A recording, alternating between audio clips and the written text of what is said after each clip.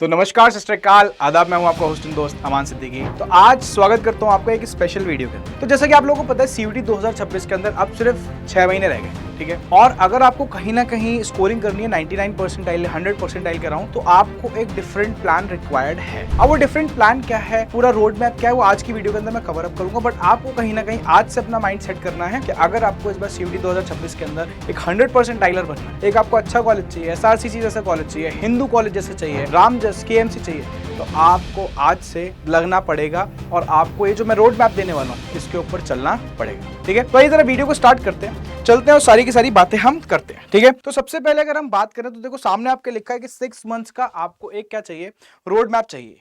अब जब road map की बात आती है तो उसके अंदर पूरी की पूरी स्ट्रेटेजीज आ जाती हैं, प्लानिंग आ जाती है, सारी की सारी चीजें आ जाती हैं, ठीक है। तो सबसे पहले हम बात करते हैं सर ड्रीम यूनिवर्सिटीज की।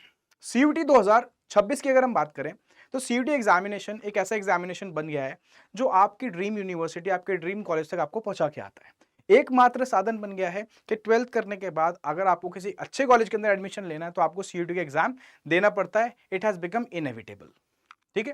तो सबसे इंपॉर्टेंट बात करते हैं, सबसे सर ड्रीम यूनिवर्सिटीज हमारे सामने क्या क्या है। तो पहली बात आपके सामने आती है दिल्ली यूनिवर्सिटी, उसके साथ आ जाती है आपके सामने बीएचयू, बनारस हिंदू यूनिवर्सिटी। तो ये बेटा कुछ ऐसी यूनिवर्सिटी जो सारे बच्चों का सपना होता है और यहाँ पे कॉलेजेस के अंदर एडमिशन लेना उनका सपना 11th या 12वीं क्लास से बन जाता है, ठीक है।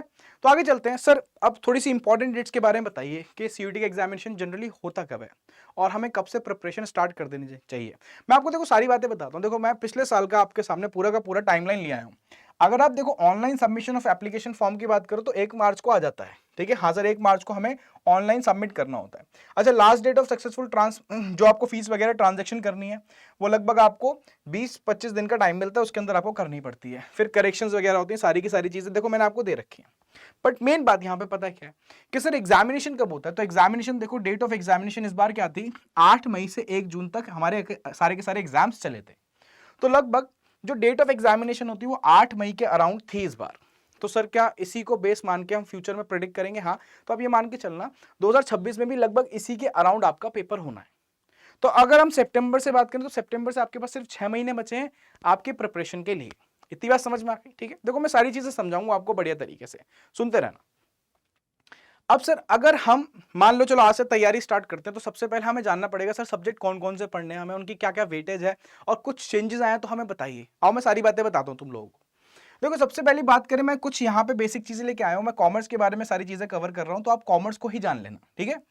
तो देखो सबसे पहली बात, सेक्शन आपको डिसाइड करना है, आपको एक लैंग्वेज में देना पड़ता है और 3 डोमेन आपको लेने पड़ते हैं अगर आपको बीकॉम ऑनर्स जैसे प्रेस्टिजियस कोर्सेज के थ्रू एडमिशन लेना है किसी कॉलेज के अंदर।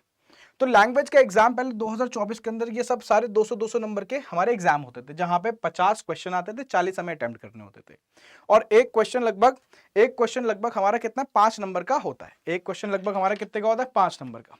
और मैं जरा ये भी चीज तुम लोगों को बता दूं, एक क्वेश्चन हमारा कितने का होता है बेटा 5 का होता है, 5 का ध्यान रख लेना, ठीक है। तो +5, ठीक है। हाँ, और सर नेगेटिव मार्किंग बेटा, नेगेटिव मार्किंग हमारी -1 की होती है, ठीक है। हाँ सर, तो सर चेंज क्या आया बेटा? चेंज आया 2025 के अंदर, ठीक है। कहीं ना कहीं चेंजेस ये हुए कि आपके जो 50 क्वेश्चन आते हैं वो सारे के सारे कंपलसरी कर दिए गए। अब आपके पास कोई इंटरनल चॉइसेस नहीं बची हैं कि सर पहले ऐसा था कि अगर 50 क्वेश्चन आते थे तो 40 क्वेश्चंस आपको अटेम्प्ट करने होते थे।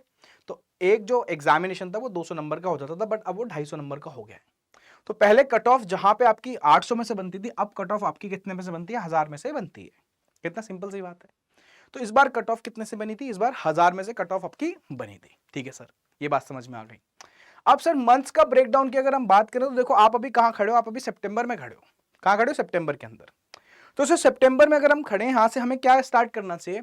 सबसे इंपॉर्टेंट बात, तुम लोगों को सितंबर से अपनी फाउंडेशन बिल्डिंग स्टार्ट करनी है। क्या स्टार्ट करनी है? Foundation building.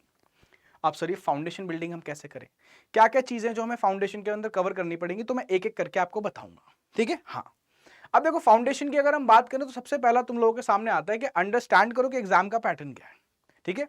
कि सर कितने सब्जेक्ट्स में हमें एग्जाम देना होगा, सर उसके बाद कितनी नेगेटिव मार्किंग है, सर कितने मार्क का क्वेश्चन आता है, sir total number of questions कितने आते हैं, कट ऑफ कितने में से आती है।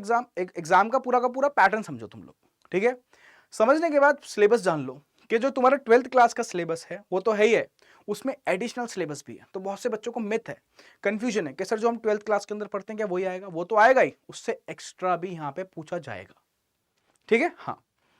अब अगर बात करें सर फिर क्या करें बेटा, अपने प्रीवियस ईयर के पेपर्स उठाओ, उनको सॉल्व करना स्टार्ट करो। ठीक है, अगर वो सॉल्व नहीं करोगे तो काम नहीं बनने वाला, क्योंकि जनरली ध्यान रख लेना आपको पैटर्न और किस लेवल के क्वेश्चन पूछे जा रहे हैं वो आपको PYQ से ही पता चलता है। ठीक है, हाँ। अब अगर आपको ये सॉल्व करने हैं तो मैं ये सारी चीजें शेयर करते रहता हूँ, मेरे टेलीग्राम चैनल आप ज्वाइन कर सकते हो, aman_sir_adda247 ज्वाइन कर लेना। ठीक है, वहां पे मैं पूरा का पूरा गाइड करता रहूंगा। ठीक है, तो सर अब क्या करें?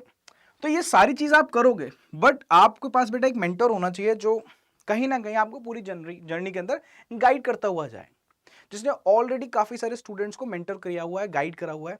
तो सबसे इंपॉर्टेंट बात, आपको एक मेंटर चूज करना पड़ेगा।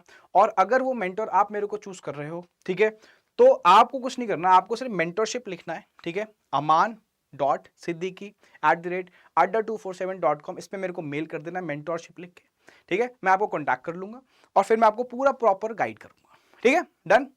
अच्छा सर, फिर क्या करना चाहिए सर हमें? बेटा उसके बाद आपको डिसाइड करना है कि आपको कोचिंग ज्वाइन करनी है या नहीं करनी। देखो ऐसा है, बहुत सारे बच्चे सोचते हैं कि हम खुद ही प्रिपरेशन कर सकते हैं। कर सकते हो, कोई प्रॉब्लम की बात नहीं है, बहुत सारे बच्चे करते भी हैं। बट मैं बोलता हूं आपको रिस्क क्यों लेना है? ठीक है, आप कहीं ना कहीं किसी गाइडेंस के अंदर काम करो, किसी मेंटोर के अंदर काम करो, कहीं ना कहीं आपको बेटा उसका फायदा देखने को मिलेगा। क्योंकि सिर्फ आप ही नहीं, उन मेंटोर ने, उन गाइडेंस ने कहीं ना कहीं और स्टूडेंट्स को भी एक लेवल पे पहुंचाया है। ठीक है, तो सबसे पहली बात आपको डिसाइड करना है whether to join the coaching और नॉट। अच्छा सर, कर लिया आपने, सर स्टडी मटेरियल सब मैं प्रोवाइड कर दूंगा, डोंट वरी, स्टडी मटेरियल आप लोगों को मिल जाएगा। ठीक है, कौन सा पढ़ना है, क्योंकि मार्केट के अंदर अभी बहुत सारा स्टडी मटेरियल अवेलेबल ही नहीं है, क्योंकि CUET के अंदर काफी ज्यादा मेजर चेंजेस ऑलरेडी आ चुके थे। करेक्ट? ठीक है, तो सबसे पहली बात स्टडी मटेरियल गैदर करना पड़ेगा कि कहां से आपको पढ़ना है, रिसोर्सेज क्या है आपके पास। सर फिर अपना बेस आपको बिल्ड करना है, कॉन्सेप्ट से बिल्ड करना है। वो कॉन्सेप्ट जो बेस बनाते हैं बेटा, वो कॉन्सेप्ट्स आपको पढ़ने हैं। ठीक है, उसके बाद सर टाइम मैनेजमेंट क्यों? बेटा 1 घंटे का टाइम मिलेगा पेपर के अंदर सिर्फ। ठीक है, 60 मिनट्स मिलते हैं और 50 क्वेश्चन अटेम्प्ट करने होते हैं CBT मोड के अंदर, कंप्यूटर बेस्ड टेस्ट के अकॉर्डिंग। अब कंप्यूटर बेस्ड टेस्ट के अकॉर्डिंग आपको जब एग्जाम करना पड़ता है तो बेटा बड़ी दिक्कत आ जाती है, क्योंकि 60 मिनट्स का मतलब फिर 60 मिनट्स ही हैं। ठीक है, तो उसके अकॉर्डिंग आपको प्रैक्टिस करनी है, टाइम मैनेजमेंट अपना करना है, और ये सारा चीज आप कंसिस्टेंसी से अचीव कर पाओगे। एक कंसिस्टेंसी, रेगुलरिटी बनानी है जो बोर्ड्स के साथ पैरेलल चलेगी। ये आपकी फाउंडेशन बिल्डिंग के अंदर सारे पॉइंट्स कवर होने चाहिए। ठीक है, तो सर आपने क्या करा, हमने सितंबर के अंदर अपनी फाउंडेशन बिल्डिंग कर ली। अब फाउंडेशन बिल्डिंग के बाद आपको बेटा सितंबर से दिसंबर के अंदर डेप्थ लर्निंग करनी है। सर हमें वो कॉन्सेप्ट्स पूछने हैं जो हमें दूसरों से अलग बनाएंगे। तो आपको बेटा वो कॉन्सेप्ट याद करने हैं जो आपको दूसरों से, रेस्ट ऑफ दी ऑडियंस से अलग बनाएंगे। Sir rest of the student से जो हमें अलग बनाएंगे। ठीक है, तो एक्स्ट्रा टॉपिक्स पढ़ने, SRCC दिलवाएंगे तुम्हें ये टॉपिक्स। ठीक है, तो डेप्थ लर्निंग करनी है। देन जनवरी के अंदर बेटा टाइम आएगा, आपको क्या करना है, रिवीजन और मॉक टेस्ट लगाने हैं बैक टू बैक। ठीक है, और फरवरी के अंदर आपको फाइनल पॉलिशिंग अपनी कर लेनी है। ठीक है, पूरा एक्यूरेट आपको प्लान दे रहा हूं, जिस तरीके से आपको फॉलो करना है और चलना है। ठीक है, और ये कर लिया तो सक्सेस बेटा दूर नहीं है, आप लोगों के पास आएगी सक्सेस, भाग भाग के, झक मार के आएगी सक्सेस आपके पास, अगर आपके पास एक बेटर प्लान है और अगर आप उसको टाइमली और राइटली एग्जीक्यूट कर रहे हो। ठीक है, तो सर ये सारी चीजें कहां से कर सकते हैं बेटा? मैं आपको बता रखा है ऑलरेडी कि हम लोग सारी चीजें, फैसिलिटीज आपको प्रोवाइड कर रहे हैं, सारी की सारी चीजें हम ये अपने बैचेस के अंदर कवर कर रहे हैं। और आपके पास तो अपॉर्चुनिटी है, हमारे लेटेस्टली अभी बैच लॉन्च हुआ है, कौन सा, डेल्टा 4.0 बैच, आप इसमें एनरोल करा सकते हो। और अगर आप महापैक में एनरोल कराते हो तो महापैक का पता है बेनिफिट क्या होता है? महापैक का बेनिफिट ये होता है कि हमारे इन फ्यूचर जितने भी बैचेज आएंगे उसका एक्सेस आपको सिर्फ एक बार महापैक लेने से मिल जाएगा। जितने भी प्रैक्टिस बैच आएंगे, अभ्यास बैच आएगा, प्रतिज्ञा बैच आएगा, सबका एक्सेस आपको एक बारी में मिल जाता है। तो ये महापैक का फायदा है।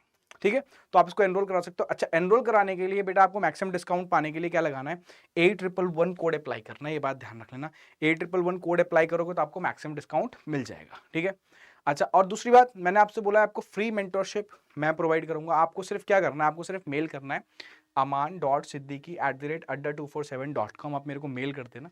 ठीक है, मैं आपसे कांटेक्ट करूंगा और आपको पूरा गाइड करूंगा थ्रू आउट दी जर्नी, और आपका हाथ पकड़ के आपको कॉलेज तक छोड़ के आऊंगा। ठीक है, इतनी बात समझ में आ गई? तो ध्यान रखना बेटा ये जो मैंने टाइमलाइन दिया आपको, रोड मैप दिया है, ये बहुत एक्यूरेट है। सितंबर से आप लोगों को स्टार्ट कर देना है पूरा एक्यूरेटली काम करना। ठीक है, अब लास्ट एक आप मेरे से गुरु मंत्र ले जाओ। सर गुरु मंत्र में क्या लें? देखो आप अपने कुछ डेली टारगेट सेट करा करो जो आपको पढ़ाई करने। डेली उठो, ठीक है, मैं लॉन्ग टर्म प्लान्स नहीं बोल रहा, मैं डेली वाले प्लान्स बोल रहा हूँ। डेली प्लान्स बनाओ, उनको अचीव करने पे लगो, पहला काम। दूसरा, हमेशा ध्यान रखना क्वांटिटी छोड़ दो, अभी क्वालिटी पे काम करो। अगर मैं एक टॉपिक पढ़ रहा हूँ तो उस टॉपिक को अच्छे से पढ़ो, ठीक है, बड़े तरीके से। ये नहीं कि मेरे को 10 टॉपिक पढ़ने, 2 टॉपिक पढ़ो अच्छे से, क्वालिटी पे काम करो अभी, ठीक है, टाइम है तुम लोगों के पास। अच्छा, और जितने भी रिलायबल रिसोर्सेज हैं उन पे डिपेंड करो। अब तुम लोगों को पता है रिलायबल रिसोर्सेज कहाँ है, तुम लोगों के पास चैनल अवेलेबल है, मैंने बता रखा है, ठीक है। अड्डा 24/7 चैनल बेटा ऐसा चैनल है जो आप लोगों को सारे के सारे रिसोर्सेज प्रोवाइड करता है। डोंट वरी, टेंशन लेने की वहाँ पे जरूरत नहीं है। तो कॉमर्स अड्डा और सीयूटी अड्डा दोनों के ऊपर आप जा सकते हो, वहाँ पे सारा का सारा रिसोर्सेज आपके पास अवेलेबल हो जाएगा, ठीक है। उसके बाद सर रेगुलर रिवीजन, बेटा सेशंस हम ला ही रहे हैं रेगुलर रिवीजन के, आपको रेगुलर रिवीजन करना है ताकि वो चीज़ आप भूलो नहीं, ठीक है। हाँ, फिर अपनी मिस्टेक से सीखना है, गलतियों से सीखना है अपनी, ठीक है। ये नहीं कि एक गलती बार बार रिपीट करते चले जा रहे हो, ठीक है। अच्छा सर, सीयूटी एग्जामिनेशन एक ऐसा एग्जामिनेशन है जिसके अंदर बहुत ज्यादा चेंजेस भी होते रहते हैं, तो आप ध्यान रख लेना, आपको उन चेंजेस से भी अवेयर रहना है कि सर क्या क्या अभी लेटेस्ट चेंजेस आ रहे हैं। सर करंट अफेयर्स के ऊपर कैसे काम करा जाए? बेटा करंट अफेयर्स के ऊपर आपको बहुत कमांड बना के चलनी है, ठीक है, क्योंकि अगर आप जीएटी का एग्जाम दोगे तो वहां पे करंट अफेयर्स पूछे जाते हैं, ठीक है। Last but not the least, ठीक है, कि आपको हेल्दी रहना है, ठीक है, अच्छे तरीके से। और लास्ट मिनट जो आप पैनिक करते हो या ओवरलोड हो जाते हो या स्ट्रेस आउट करते हो, वो बिल्कुल नहीं करना। समझ में आ गई बात, ठीक है। और कंसेप्चुअल क्लैरिटी पे तो बहुत ज्यादा फोकस रखना है आपको। कॉन्सेप्चुअल क्लैरिटी की जब हम बात करते हैं, टॉपिक जो आपने टॉपिक पढ़ा है उसकी बेटर अंडरस्टैंडिंग, ठीक है, वो आपको राइट मेंटोर से ही मिलनी है। यहां तक क्लियर है बात, ठीक है। तो आशा करता हूं आप लोगों को वीडियो अच्छी लगी होगी, ठीक है। हाँ, वीडियो अच्छी लगी होगी बेटा आप लोगों को काफी ज्यादा। और अगर आपकी कोई क्वेरी है तो आप मेरे को मेल कर सकते हो, मैंने आप लोगों को बता दिया है ना। अदरवाइज आपको बैच परचेज करना है तो मैंने आपको बता दिया, मैक्सिमम डिस्काउंट के लिए आपको कोड लगाना है 8111, अप्लाई कर लेना, ठीक है। और मेरे को मेल भी कर देना, बाकी सारी चीजें मैं करवा दूंगा, डोंट वरी, ठीक है। और कॉन्टैक्ट करने के लिए क्या करना है, आपको मेंटरशिप लिखना है, ठीक है, और मेरे को मेल करना है aman.siddiqui@247.com पे, मैं आपको रीच आउट जरूर करूंगा, ठीक है। तो आशा करता हूँ वीडियो अच्छी लगी होगी, आप लोग इसको जरूर फॉलो करोगे। रोड में आपको कोई भी दिक्कत हो मेरे को मैसेज कर देना, मैं कॉन्टैक्ट कर लूंगा, ठीक है। तो भाई नमस्कार, सत श्री अकाल, आदाब।